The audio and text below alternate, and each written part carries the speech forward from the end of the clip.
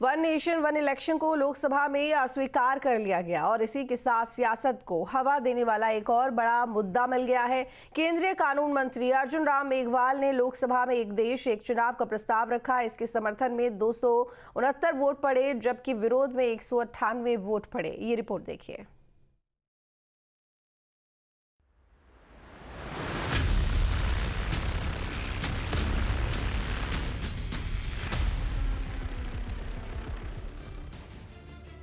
एक देश एक चुनाव, विपक्ष को टेंशन और तनाव। जी हां, लोकसभा में केंद्रीय कानून मंत्री अर्जुन राम मेघवाल ने one nation one election bill का प्रस्ताव रखा। इस बिल के समर्थन में 269 वोट पड़े, जबकि इसके विरोध में 198 वोट पड़े।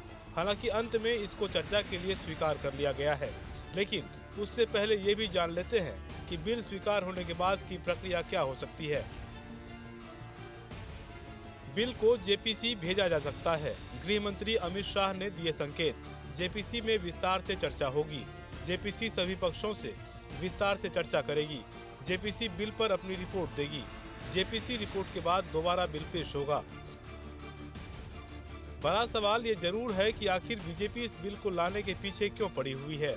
मतलब इस बिल से क्या बदलाव संभव हो सकते हैं। बार बार आचार संहिता से मुक्ति, चुनाव खर्च में कटौती होगी, विकास की रफ्तार बढ़ेगी, प्रशासनिक कार्यक्षमता बढ़ेगी। अब अगर इस बिल से प्रशासनिक तौर पर इतने मुनाफे दिख रहे हैं, तो विपक्ष को इस बिल से क्या दिक्कत है? क्यों विपक्ष के नेता इस बिल को लागू नहीं होने देना चाहते हैं? क्यों सवालों के घेरे में है प्रस्ताव? विपक्षी दल सिर्फ लोकसभा चुनाव के लिए एकजुट, विधानसभा चुनाव में सभी साथ नहीं होंगे। चुनाव एक साथ होने से विपक्षी एकता टूटेगी। संसद की इमारत से दिन भर वन नेशन वन इलेक्शन के सुर सुनाई देते रहे। जहां एक और बीजेपी के नेता इसकी खूबियां बता रहे थे, तो विपक्षी दल इस बिल की काट में लगे रहे।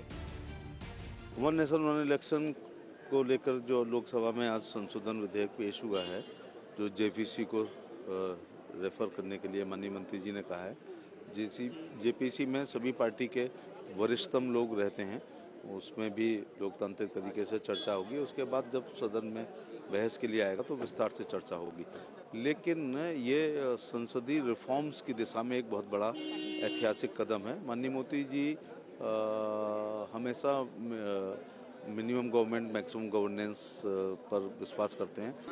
वन नेशन वन इलेक्शन ये कुछ नहीं है, एक शगुफा है। क्योंकि आज देश में बहुत बड़े बड़े समस्याएं हैं। सरकार की नीति और नियत उन समस्याओं को समाधान करने के लिए, सॉल्व करने के लिए सरकार की न चाहत है, न सरकार की नीति है, न नियत है। इसलिए लोगों के माइंड को डाइवर्ट करने के लिए वन नेशन वन इलेक्शन अच्छा होता। आज वन नेशन वन एजुकेशन का बिल लाकर रखते, हम लोग उसका स्वागत करते। खैर, अभी बिल को जेपीसी के पाले में डाला जाएगा, जिसके बाद जेपीसी की रिपोर्ट के आधार पर ही बिल पर आगे की चर्चा हो सकेगी।